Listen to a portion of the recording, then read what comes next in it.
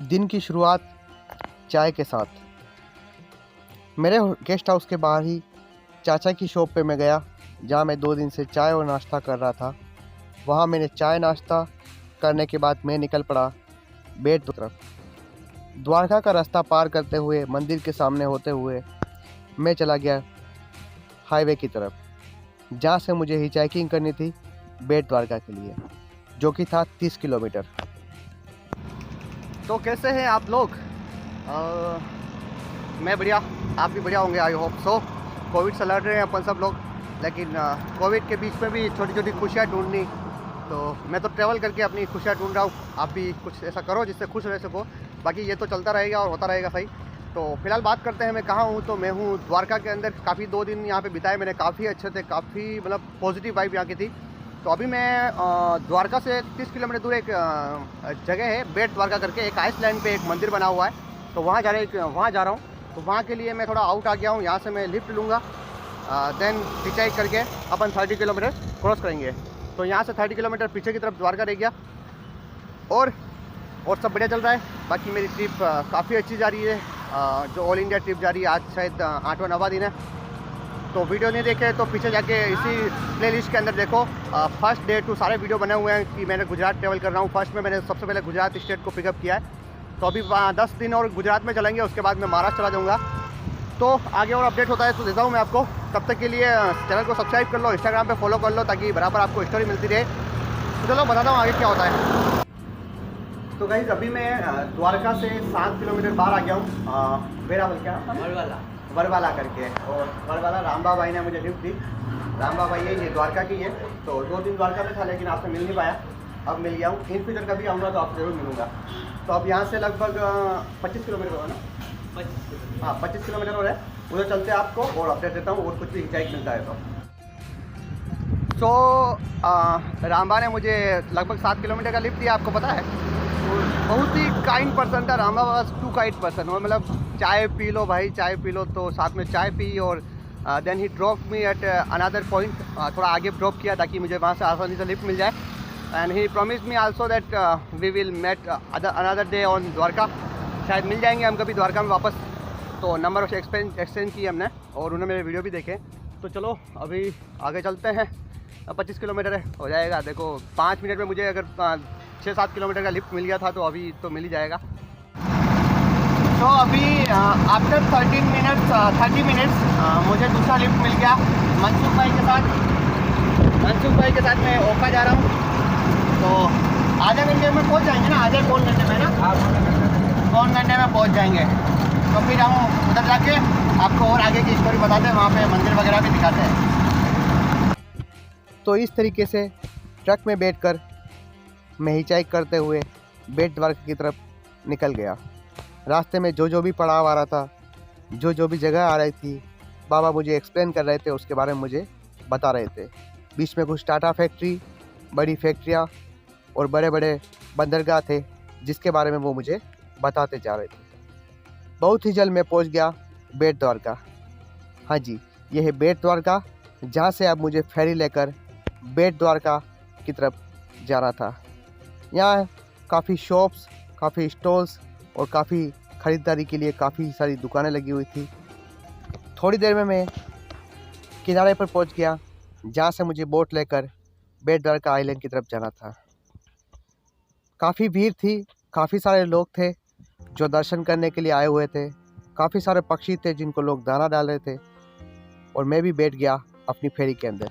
फेरी का charge only 20 rupees था, जो अराउंड 30 मिनट की राइड थी।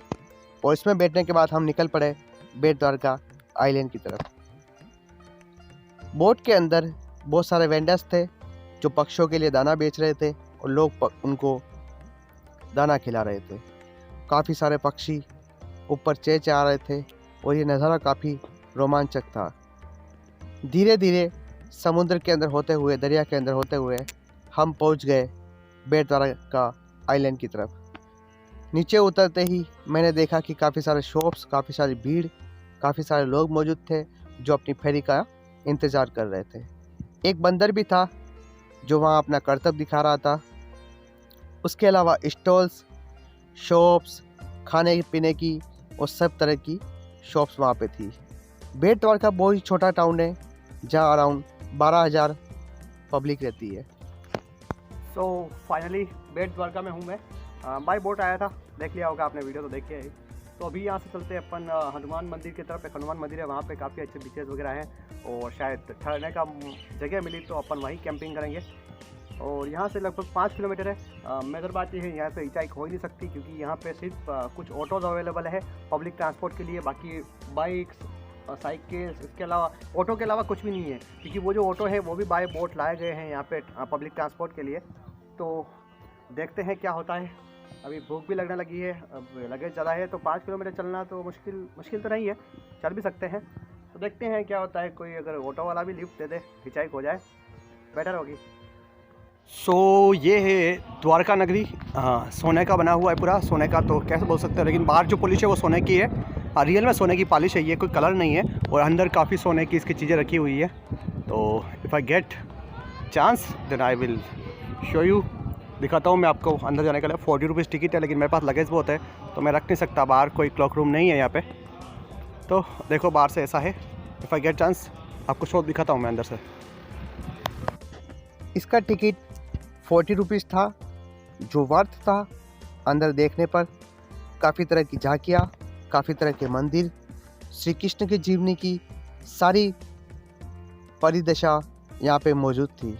उनके जीवन काल के सारे ही परिदशा और अलग अलग झांकियाँ यहाँ मौजूद थी, जिससे उनके जीवन को बताया जा सकता था, एक्सप्लेन किया जा सकता था। और काफ़ी तरह की सोने की परत की मंदिर भी बने हुए थे। इस तरीके से देखते हुए मैं धीरे धीरे पूरा ही म्यूज़ियम, जिसको आप बोल सकते हो, पूरा ही जिसको सोने की नगरी बोलते हैं, उसको एक्सप्लेन करने निकल पड़ा। धीरे धीरे मैं इस जगह पहुंचा जहां पर श्री कृष्ण शैया पे लेटे हुए थे और उसके पास में ही अलग अलग मंदिर थे। थोड़ी देर बाद मैं ऑटो में बैठकर हनुमान जी के मंदिर की तरफ निकल पड़ा। कहते हैं कि इस मंदिर पे श्री हनुमान जी और उनके पुत्र दोनों का एक साथ विराजमान है। ये इंडिया में इकलौता ऐसा मंदिर है जहाँ पे हनुमान जी और उनके पुत्र की साथ में एक साथ मूर्ति है। उसके अलावा यहाँ का एक रोमांचक दृश्य मुझे ये देखने को मिला कि ये मंदिर इसलिए फेमस है कि जो राम सेतु बना था उसका पत्थर आज भी यहाँ एक कांच के पानी के अंदर तैरता हुआ आपको दिखाई देगा। जी हाँ, आपके सामने ये पत्थर है जो पानी के अंदर तैर रहा है। ये वही राम सेतु का पत्थर है जो रामायण के अंदर बताया जाता है। यहाँ के दर्शन करने के बाद मैं बाहर निकला तो मैंने देखा कि वहाँ एक कुंड था जहाँ पे मीठा पानी था, जो पूरे बेट द्वारका के लिए लोगों के लिए पीने के पानी के रूप में काम आता था। धीरे धीरे मैं वहाँ से निकलने लगा और फिर से मैं ऑटो में बैठकर निकल पड़ा बेट द्वारका मार्केट की तरफ। और मार्केट की तरफ निकलने के बाद मैंने चाय नाश्ता किया। यहाँ की चाय मुझे बड़ी प्यारी लगी और यहाँ पे खाने का भी मैंने अच्छे से ट्राई किया, फूड एक्सप्लोर किया। और सब कुछ करने के बाद फिर से मैं अपनी फेरी के लिए निकल पड़ा। फिर से मैं पहुँच गया था बंदरगाह पे, जहाँ पे मैंने अपनी फेरी ली। फिर से वही 20 रुपये की फेरी, और उसमें बैठने के बाद मैं फिर से द्वारका की तरफ निकल पड़ा। मुझे आने ही पहुँचना था, मुझे द्वारका से पहले शिवपुर की तरफ जाना था। सो बेट द्वारका जाके आ गया मैं। इट वॉज अमेजिंग एक्सपीरियंस, मतलब लाइफ लॉन्ग मेमोरी की तरह रहेगा। अब ये काफ़ी अच्छा था, काफ़ी मज़ा आया। बोट से जाना, बोट से आना, बोट के बीच में जो बेट द्वारका पूरा गांव बसा हुआ है, लगभग 12,000 वहाँ की पॉपुलेशन है, तो काफ़ी अच्छा था।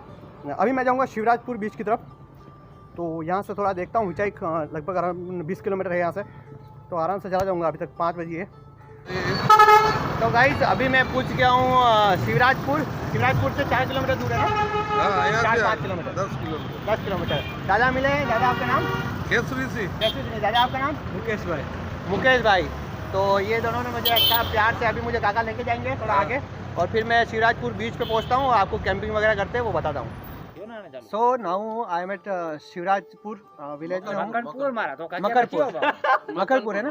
हाँ। तो मैं भैया के साथ आया था, मैं वहाँ बीच पे गया था। तो उसके बाद मुझे बहुत सारे दोस्त मिले यहाँ पे, एक एक से इंट्रोड्यूस कराता हूँ मैं आपसे।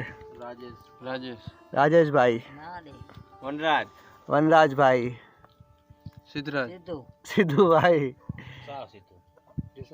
ईसा भाई, आपको तो पता है। सुका भाई जिसके साथ मैं भी राइड में आ गया, और ये अपना मेजर भाई। तो अभी वापस मैं बीच पे जाऊंगा, वहाँ पे कैंपिंग करूंगा। देन सुबह आप सब लोग मुझे वहीं मिलेंगे ना। सुबह भाई लोग। तो आज का वीडियो यहीं तक रखते हैं। सब बोलो सब्सक्राइब कर दो। सब्सक्राइब कर दो इसकी चैनल। कौन रह गया? पीछे वाला। अरे भैया रह गए ना। आप अपना इंट्रोडक्शन। आ गया नया भा। नया भा, नया भा। हाँ नया। अच्छा, सबके पीछे भा लगता है ना यहाँ पे। इधर भा लगता है, आप वो वहाँ पे आपके यहाँ पे भाई लगता है ना, हमारे यहाँ पे भा लगता है। भा लगता है ना। वो रह गया। अरे मुझे वहाँ से मोड़ो लाल। उनको तो सब जानते हैं। तो चलो यहीं तक रखते हैं। तब तक के लिए बाय बाय, शबा खैर।